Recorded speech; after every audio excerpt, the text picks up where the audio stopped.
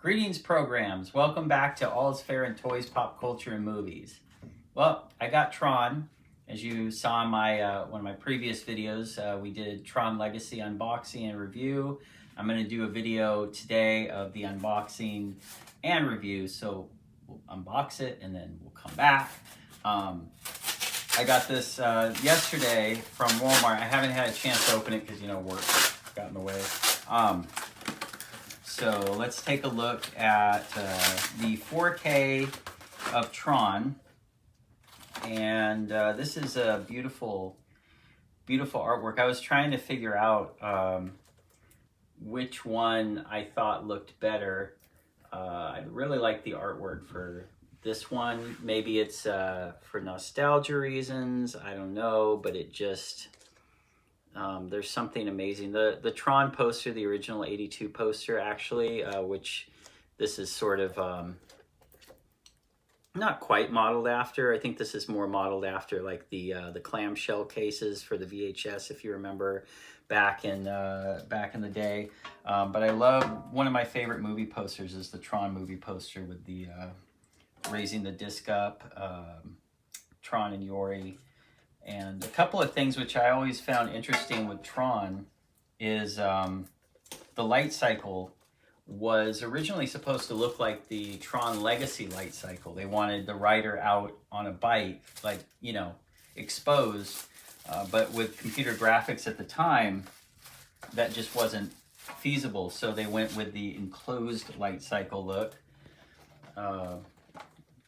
Light cycle there. And then this, you get the back here with the great shot, iconic shot of in the input-output tower signaling to Alan, his user.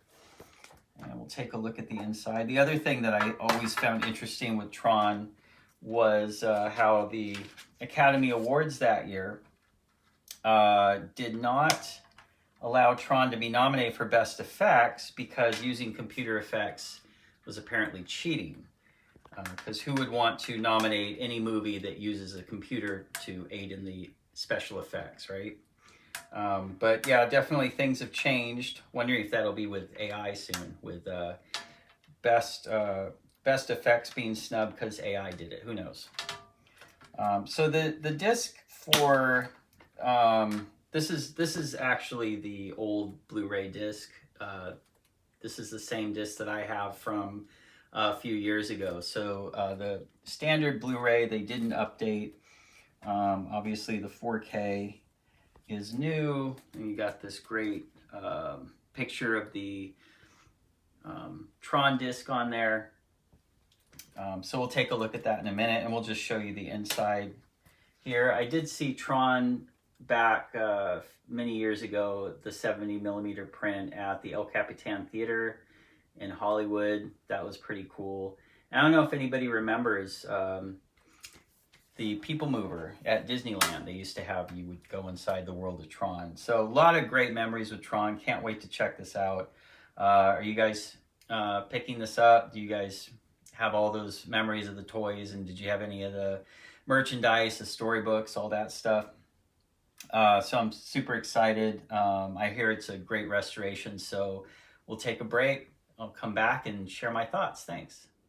Hey guys, I'm back, and that was a great experience. I just watched Tron on 4K. To put it plainly, it's one of the most exciting 4Ks that I've seen in a while. Just really blew me away in terms of quality, just clarity, and like I said before, I don't have, when I was reviewing Legacy, I mentioned the sound, and I couldn't really tell because I don't have like a big, fancy setup. But with this one, I mean, even with my standard, stereo setup, I noticed really dynamic sounds, especially during the light cycles. I could tell they were using the channels, for the light cycles passing by, and just the distance, they'd be a little bit softer, and as they came in, they just roar right over you. So yeah, like I said, it's just an amazing disc. I'll talk about some of the specifics. So the real world scenes really are outstanding. Because as you know, the film was shot on 70 millimeter, and that really shows. And it's just everything's just crystal clear, so colorful, so vivid. And there's a scene in the offices when they have that long shot of all the cubicles. I think you know what Sam's talking about, when Alan's eating his popcorn and gets up, and you just see that huge, like, unrealistic view of like thousands of cubicles. In the original movie, that was done via matte painting, and you could, in this one, but I say this in the best way, you can tell that it's a matte painting, but it's just because everything's just brought out like so clear. You can tell the real, where the, you know, where the actual set ends and the matte painting begins. But like I said, it's just in the best way, because it's just offering you that like super clear view of everything. And there was something that I wanted to talk about that I noticed, which is kind of interesting, is that I tried to do a little bit of a comparison with the standard Blu-ray that comes with it and the 4K.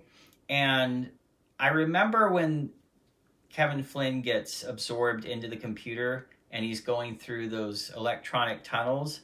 On my old 2011 Blu-ray, and I did verify this, there's like these flickers and flashes. But on the 4K and the new standard Blu-ray, or you know, the standard Blu-ray that comes with the new 4K, those flashes aren't there. So I'm not 100% sure if this is I don't want to say that it's a new transfer. I don't, you know, for the Blu-ray, but I did notice that's cleaned up on both the standard Blu-ray and the 4K. So I verified that like a few times. So I'm not sure, but that was cool. And speaking of cleaned up, I could really tell that there was a lot of love and restoration going into the 4K. Just, you know, just everything, you could tell they were trying their best to keep the aesthetic of the old movie, where, you know, if there was a few popping lines like during the light cycle chase off on the wall, I noticed, like, you know, you have those flickers, which at the time you have those artifacting from, you know, the computer graphics. They kept that, but then other stuff, it just felt like they cleaned it up but kept the aesthetic right on point for what Tron was back then. I think the visuals actually hold up really well. That's just me. I know a lot of people might think it's dated. I don't know. What do you think? I think it still looks amazing. It, like, that style, there's nothing like it. So again, I highly recommend this. There's no bonus material, just like on Tron Legacy, so you'd have to go to the Blu-ray to get the bonus material. And another little trivia, as I was watching it again, I remembered this. I don't know if you know, there's a hidden Mickey in the film when they're using the solar sailor.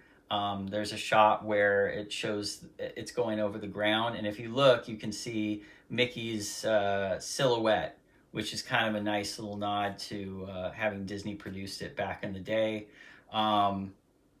But yeah, I always get a kick out of that. So what do you guys think? Did you notice any changes, like specific? To me, it just looked really cleaned up. I noticed some of the, like I said, that blue flicker in the tunnel was gone. It just looks super clean. So just curious to get your thoughts on, you know, what you thought. Did you think it was a super amazing transfer? I was blown away. Like, subscribe, and thank you very much for watching, and we'll see you in the next one.